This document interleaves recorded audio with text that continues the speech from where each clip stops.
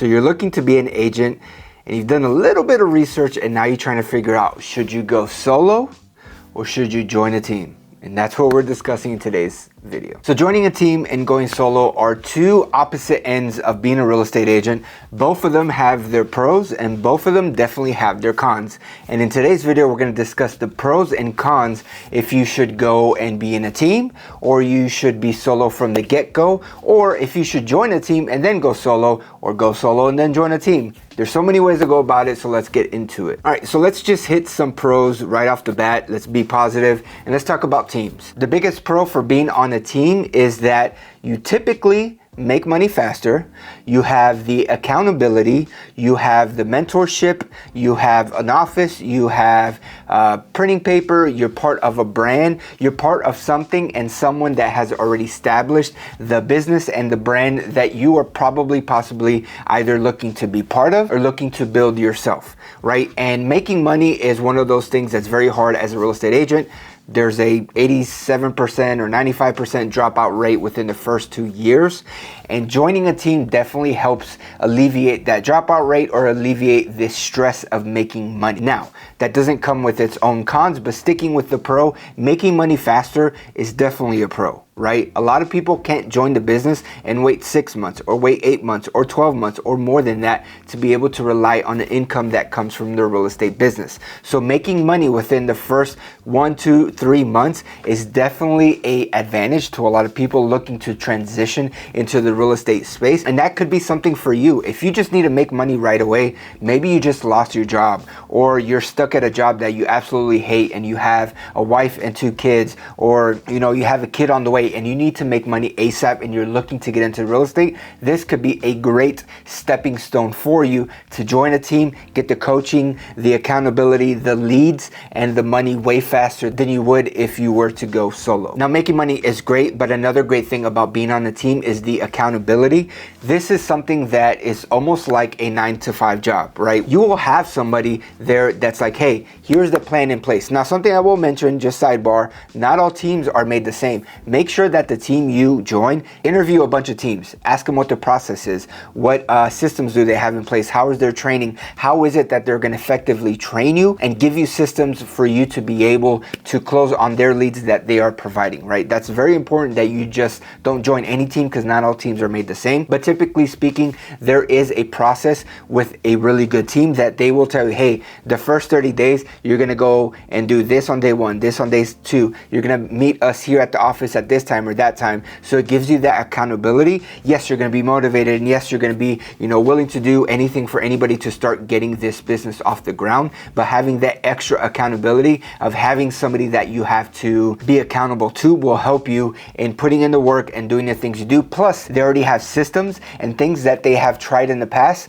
that if you follow the plan, and honestly speaking, this is a secret, if you put a plan in place that has worked and has worked for other people, if you follow that plan, you're going to get there. But anyways, they have a plan that they've put in place that if you follow the plan, you're going to get to where you want to go, which is make money and transition into real estate. Now, if we talk on the flip side of going solo, what are the pros of going solo as opposed to joining a team right off the bat? Now, going solo isn't for everybody. Going solo, you typically need a specific type of personality. Now, this doesn't mean you're the salesman, gregarious, life of the party type of personality like most people think you need. The personality is you are a hustler. You are somebody that is going to fix problems. You are somebody that's going to take action when you need to take action, and you're going to be able to do that consistently for a long period of time. And also, just FYI, if you feel like you're that person and you actually want to see what it is to be solo, you can always join a team 1 month down the road, 6 months down the road, a year into being solo. If you really want to give it a shot of going solo and you have somewhat of a leeway, maybe your spouse or your significant other can kind of work a little bit for you to try the solo route,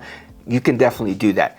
Teams are always going to be there. Teams are always going to need good agents and people that will, put their systems in place and produce for them. So if you're a good person, you're trustworthy, and you will be able to be honest, you will always have a job with the team. So just know that FYI, you can always find a job with a team. But going back to being solo, the main thing that is great about being solo is you keep more of your commission, right? We'll get into cons about being a team, but with solo, all you have to worry about is the fees with your brokerage, your taxes, and the commission splits at your brokerage. After that, you keep everything. Whereas a team, it's not like that. It's a little bit different. So you keep more money. So typically, you would have to do 3 or 4 transactions on a team to make the same amount as going solo. Maybe not 3 or 4, maybe 2 or 3, but you just have to do with 1 transaction as a solo agent. So that's definitely beneficial. Another pro for going solo is that you're building your own business and your own brand. Again, it's a certain type of personality that wants to build their own thing. And this doesn't mean that you're going to build your own thing for forever. Like myself, I was building my own thing for a couple years, and then I got a business partner. Now we're building something together. So building your own business and your own brand is, if that's something that's important to you, you will definitely get that on the solo side, and you can build whatever it is you want, right? I've met people that have built Facebook pages and they lead generate off the Facebook pages and they refer everything out, and they don't do any transactions. They live off the referrals. I, like myself, have built YouTube channels to lead generate. My business partner started on Teams and she did a lot of cold calling. There's people that do door knocking. There's so many avenues to build your real estate business, and when you're solo, you can do whatever you want. You can experiment and hone in on 1 or 2 avenues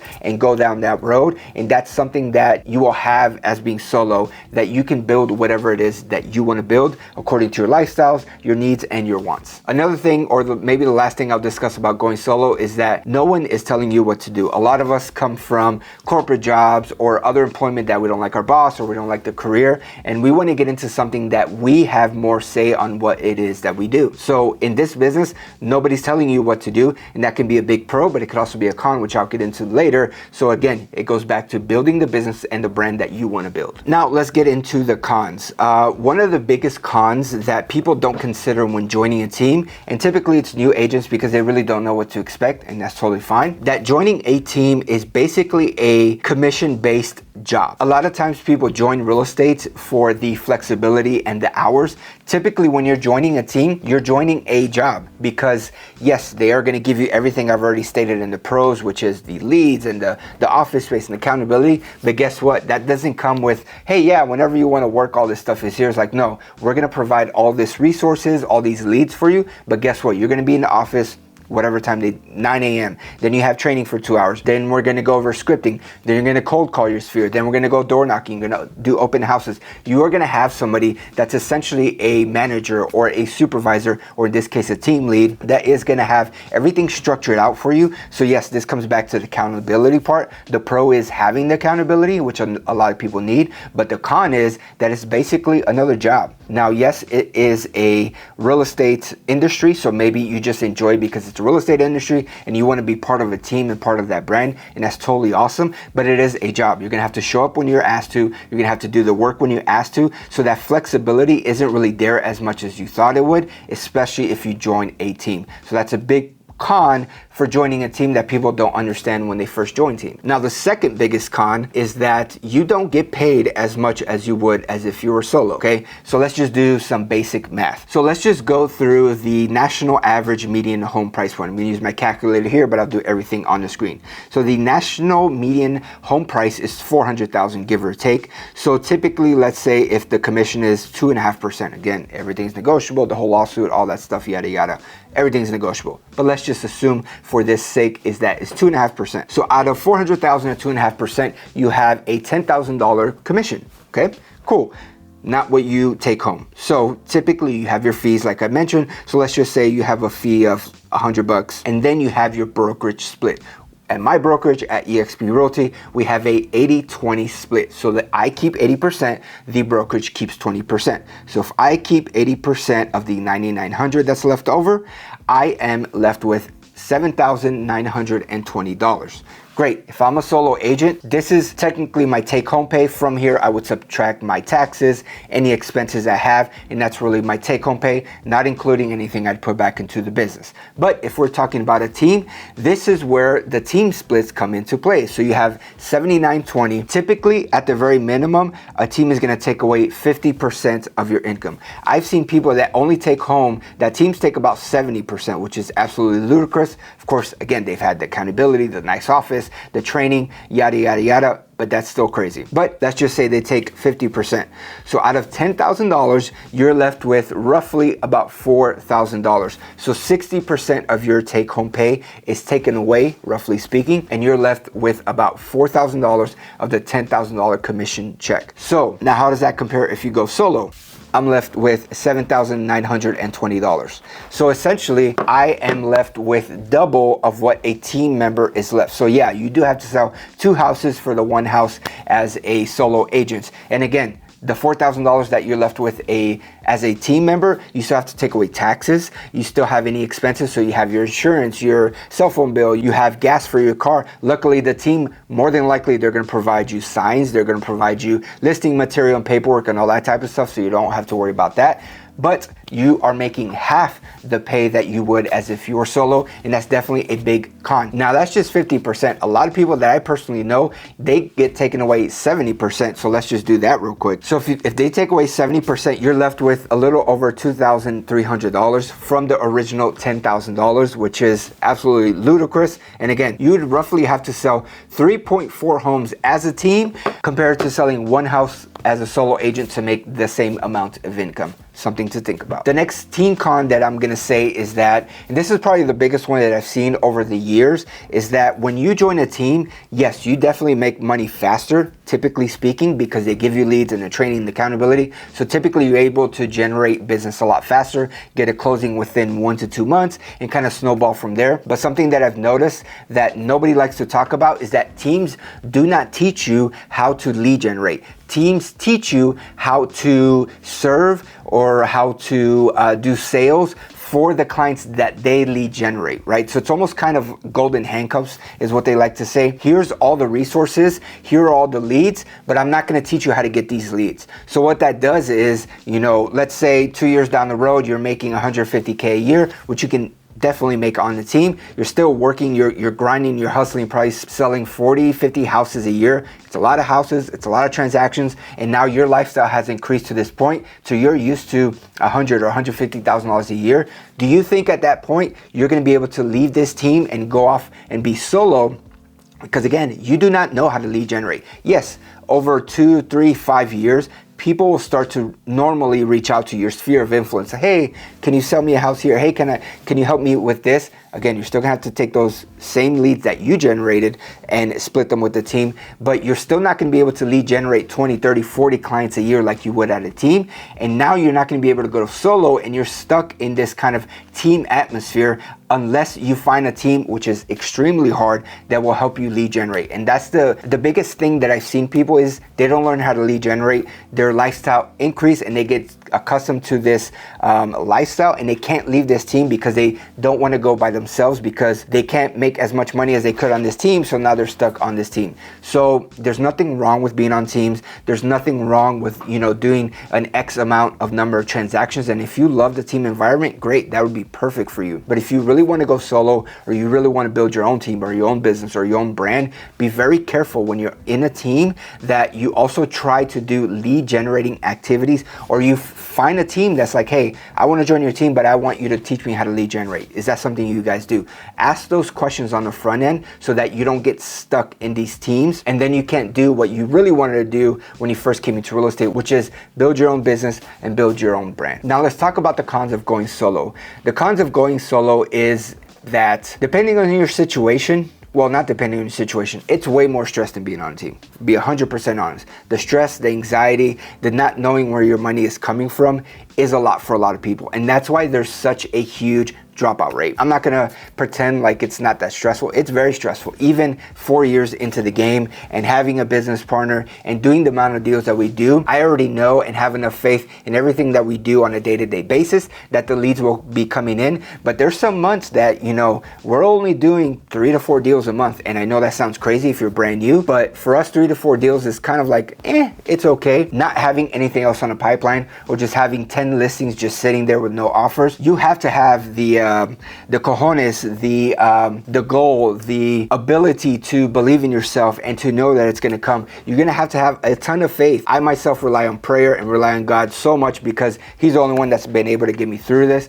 But you have to have a lot of faith in yourself and your ability to push on no matter what the situation is. Just wanted to put that out there. It is very hard to be a solo agent. Very rewarding building your own thing, because most of us get into this business because that's really what they want to do. But anyways, so that's a big con, right? With the accountability of being on a team, which is a pro for team, that's a huge con for being by yourself. For a lot of people, it's hard being solo because there's nobody there that's going to tell you to work. There's nobody there calling, hey, you didn't show up to the office at 8 a.m. like you said you would. You're not here cold calling. You're not here shooting that video like you said you would. There's nobody there that's going to tell you what to do. There's absolutely zero accountability when you are solo. Yes, you can still make friends in the industry and be like, hey, let's meet up at this time, this day, and let's do this together. Yes, you can get a business partner like myself. Yes, you can build a team. You can get a coach. You can get many things. But when you're first by yourself and you don't know anybody, you still need to be accountable to yourself that you're going to do what you say you're going to do when you said you're going to do it. And there's nobody there that's going to make sure you do it. So at the end of the day, everything falls on your shoulders, and that's really the biggest con of being solo, because everything's your fault. If you sell 100 homes this year, it's your fault, which is a good thing, right? Great. Yes, you get the praise and you get the accolades and you are able to build something awesome. But guess what? If you sell 0 houses this year, it's your fault again. You didn't put in the work. You didn't put in the time. You didn't do what was necessary to get to whatever goal it is that you set, and it's all on you. And a lot of people can't take that, and that's what makes a lot of people leave this industry. So I just wanted to be super upfront with you and be very realistic of how a con it can be with being solo, but it can be very rewarding if you make it work. And you know, I help a lot of agents out that come to me and they're like, you know what, I want to get my real estate license, or my real estate business is kind of in the tank. I don't really know what to do anymore. And honestly, we help a lot of real estate agents or people that get their license. We have a first 30-day plan where I have daily things for people to do.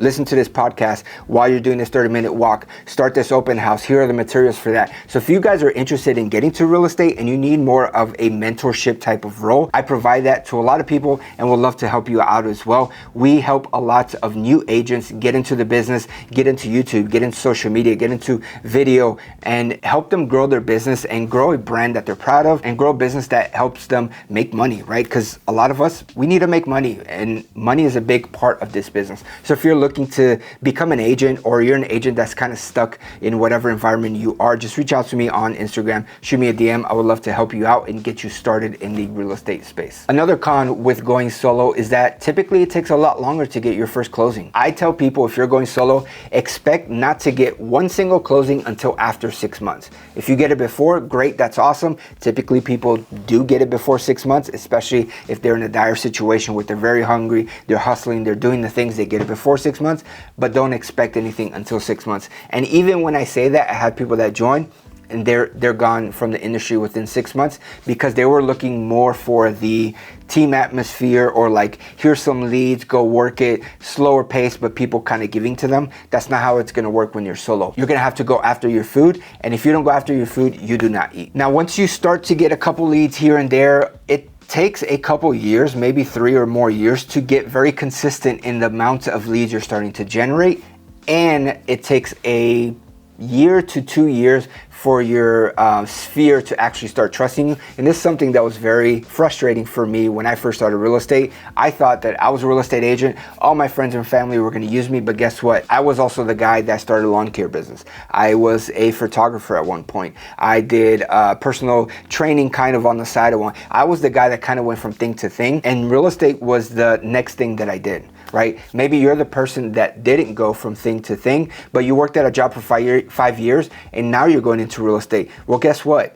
Your friends and family more than likely won't be using you until you get to that 1 year and you've been very consistent and you show that you're working in there, you have closings, you're constantly on their mind using social media and video, showing them that you are a professional. And then at that point, it becomes a switch in people's minds. Now I am the real estate person, no matter what group of friends or wherever I'm at. Yeah, he does real estate. We start talking about that. I have people come up to me in church, in my son's soccer league, anywhere I am, people are like, hey, I'm looking for land, or hey, what do you think about this house? But when I first started, nobody asked me about that. Nobody would, oh, you just got into real estate. Oh, that's awesome. Have you met this guy? He's been in real estate for forever. That's who we use. That's what you're going up against. Again, trying to set up a realistic expectation. It wasn't until a year and a half in, and I sold probably about 25 homes at this point, that I started to get friends reaching out to me. So going solo is hard because you also have to become that professional so that your friends and family can start trusting you like one. And it takes a couple years